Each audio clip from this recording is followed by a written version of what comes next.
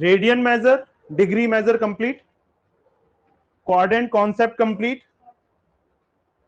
Quadrant concept में कोई problem नहीं है, तो हम आगे बढ़ जाते हैं आइडेंटिटीज पे। आज जो मैं आइडेंटिटीज बताऊंगा आपको वो बड़ी इंपॉर्टेंट आइडेंटिटीज हैं और उसको हम बोलते हैं angle sum identities.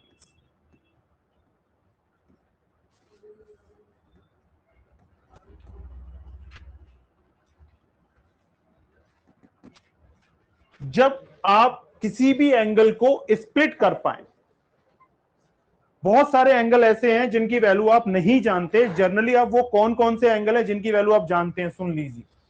0 degree, 30 degree, 45 degree, 60 degree और 90 degree.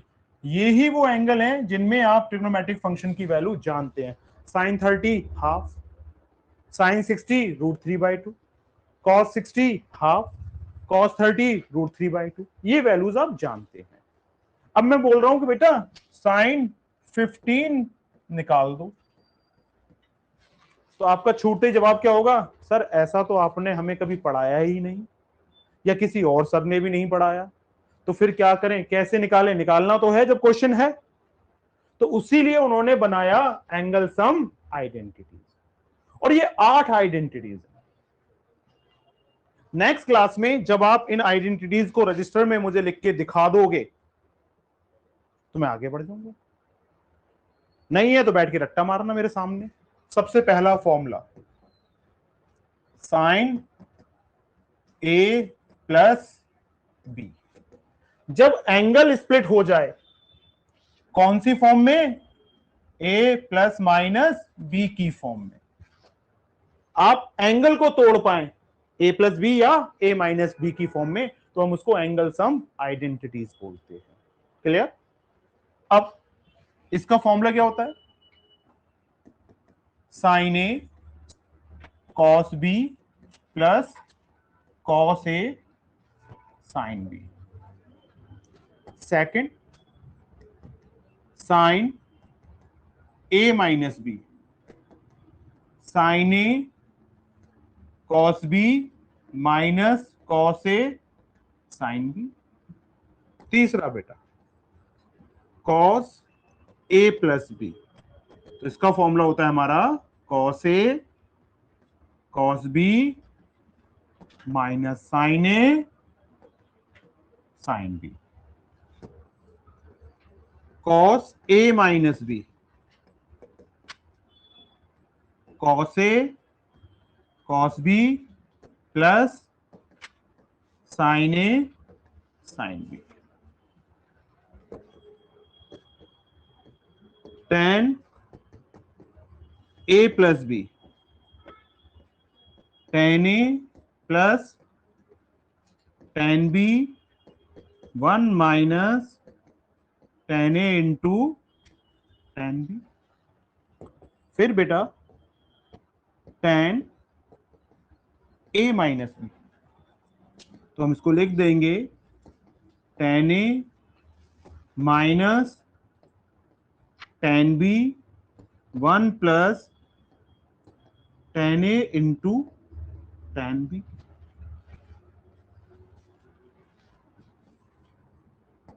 Cot A plus B, cot A cot B minus 1 cot B plus cot A. Cot A minus B, cot A cot B plus 1 cot B minus cot A. ये मेरे 8 फॉर्मूले हैं जिनको मैं angle sum identities के नाम से जानता हूं। इनका कहने का मतलब है कि जब ट्रिग्नोमेट्रिक फंक्शन साइन हो और एंगल को आप 2 नंबर में स्प्लिट कर पाए। अब जैसे मान लेते हैं, आपको और ज्यादा क्लैरिटी आ जाएगी। साइन 15, तो उसको मैं क्या लिख सकता था? Sine 45 minus 30। देख लो मेरा एंगल स्प्लिट हो गया। आप स्प्लिट किसमें करेंगे? उन वैल्यूज में जिनके रिजल्ट आप जानते हैं। ऐसी तो वैल्यूज में नहीं करेंगे ना जिनके रिजल्ट ही ना आप जानते हो। 45 माइनस 25 थोड़ी करोगे भाई। 40 माइनस 25 तो भी तो 15 होता है ना, लेकिन ना तो मुझे साइन 40 की वैल्यू पता है और ना साइन 25 की। तो हमेशा जब एंगल स्प्लिट किया जाता है, चाहे वो प्लस में हो चाहे वो माइनस में हो, लेकिन उन्हीं एंगल में ब्रेक करना जिनकी वैल्यू आप जानते हैं। अगर कोई बच्चा पूछे सर साइन 75 क्या होगा, तो इसको हम बोल देते हैं 45 प्लस 30। अब तो कोई प्रॉब्लम नहीं। तो इस केस में मुझे क्या करना है? जिस केसेस में मेरा एंगल स्प्लिट हो जाए ए प्लस बी या ए माइनस बी की फॉर्म में, तो इन 8 आइडेंटिटी में से कोई भी एक आइडेंटिटी लगेगी। अब क्या आप अपनी मर्जी से लगाओगे जो क्वेश्चन बोलेगा? अगर क्वेश्चन ने कॉट बोल दिया तो फिर आपको कॉट ए प्लस बी या कॉट ए माइनस बी की लगानी पड़ेगी। साइन बोल दिया तो साइन ए प्लस बी या साइन ए माइनस बी की आइडेंटिटी लगानी पड़ेगी।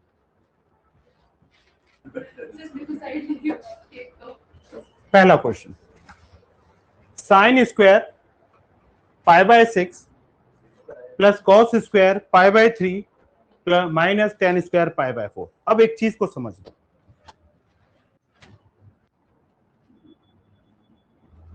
पाई बाय 6 का मतलब क्या हुआ? 180 अपॉन 6 तो 30 डिग्री ना। ये radian to degree, degree to radian का कन्वर्जन हमेशा रहेगा। जब कभी भी angle in term of pi हो तो वो रेडियन मेजर कहलाता है, लेकिन आपको जनरली वैल्यू किसमें याद है? डिग्री मेजर में।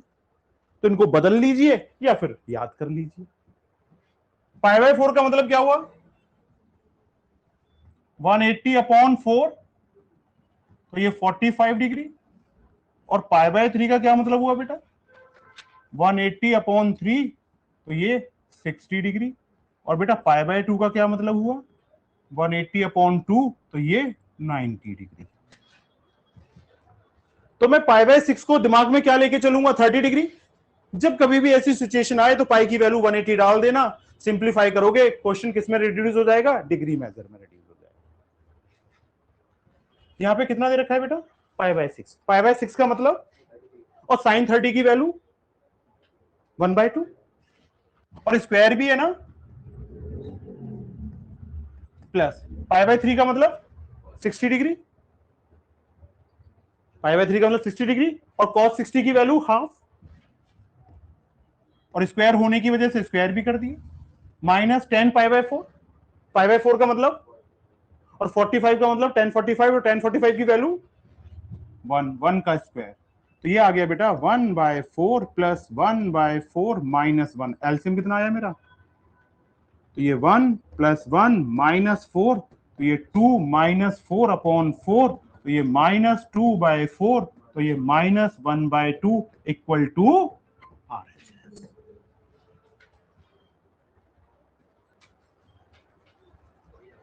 क्वेश्चन नंबर सेकंड में थोड़ा सा चेंज आ चुका।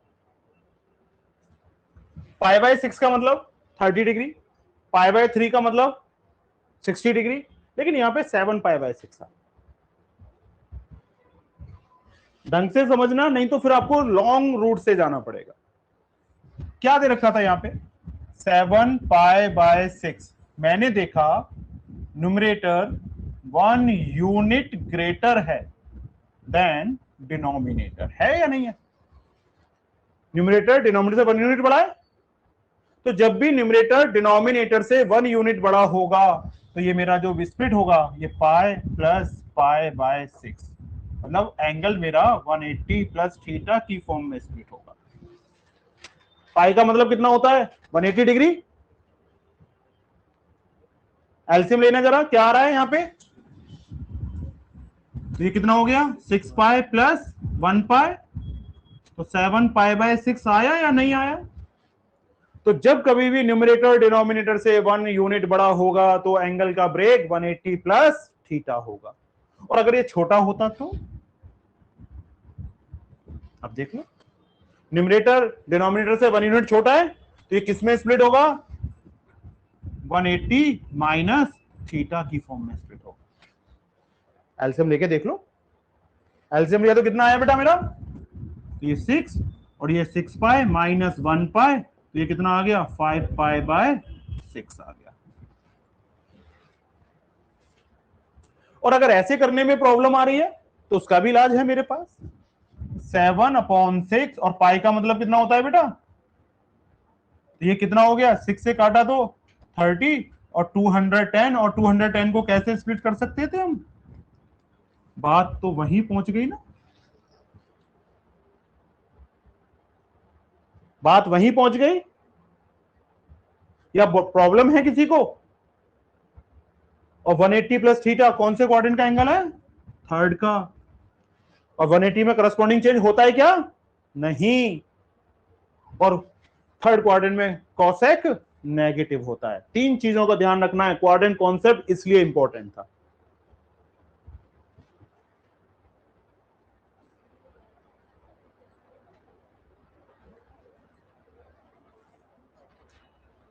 एक काम करते हैं, 2 sine square 30 plus cosec square pi plus pi by 6 लिख सकता हूं,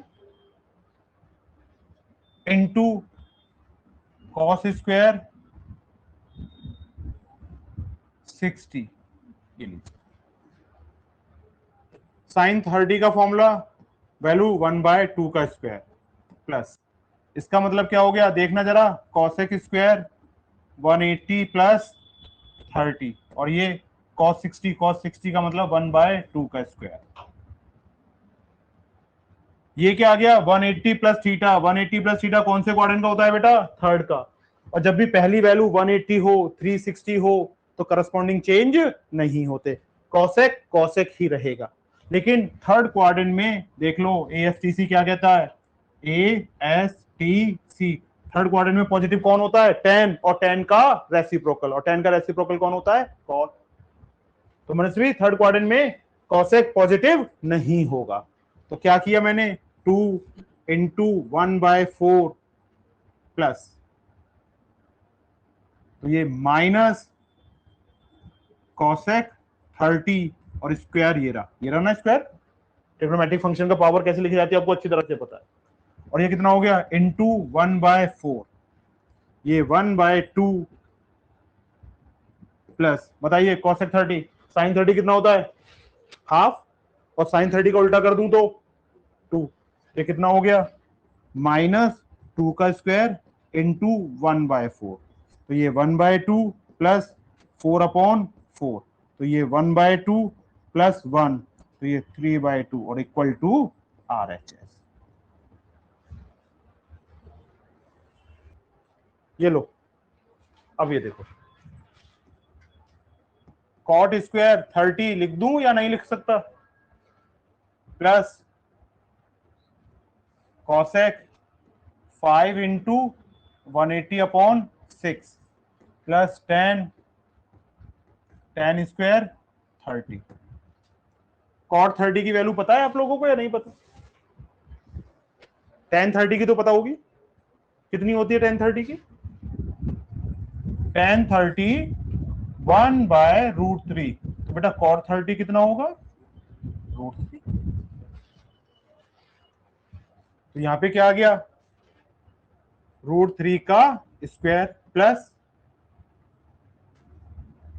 कॉसेक 6 से काटा 30, तो ये 150 और प्लस 3 और tan 30 √3 का स्क्वायर, तो ये 3 प्लस कॉसेक 180 माइनस 30 और 3 इंटू 3 प्लस ये देखो सेकंड क्वाड्रेंट में कॉसेक 30 और प्लस 9,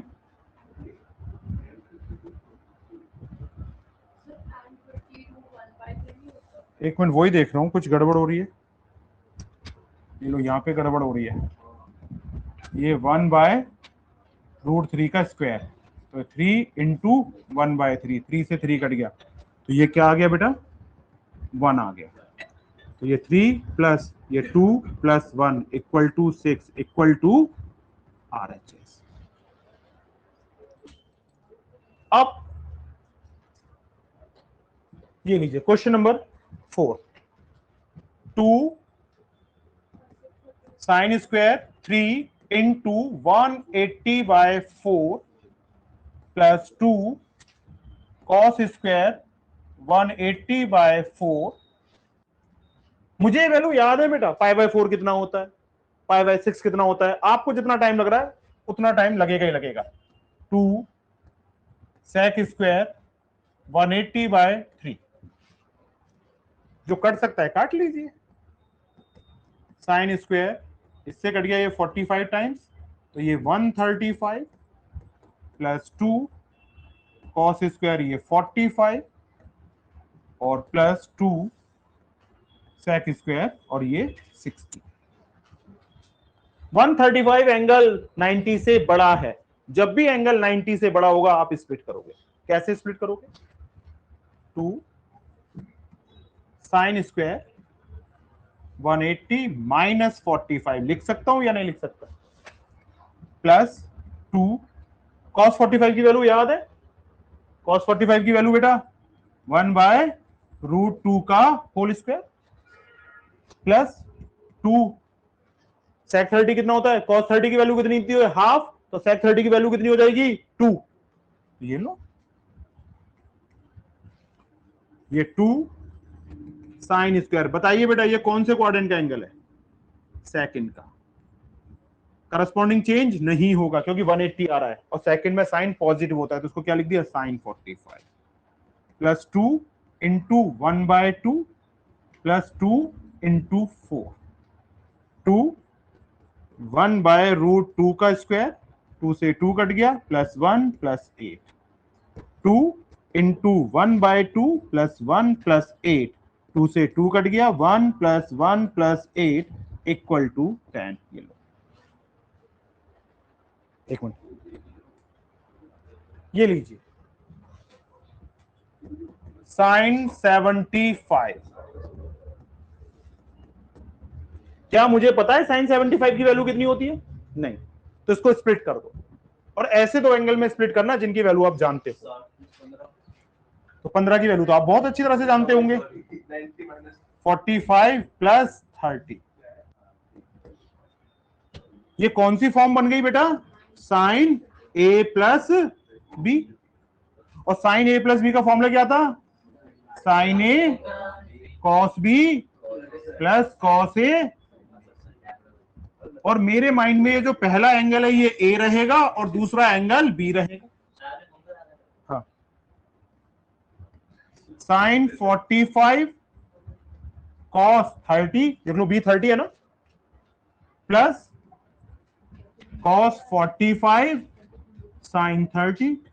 साइन 45 की वैल्यू बेटा 1/√2 और cos 30 की वैल्यू √3/2, प्लस cos 45 की वैल्यू 1/√2 और साइन 30 की वैल्यू हाफ, तो ये आ गया √3/2√2 और प्लस 1 में 2√2 और दोनों का एलसीएम सेम है, तो ये √3 + 1, ये रहा मेरा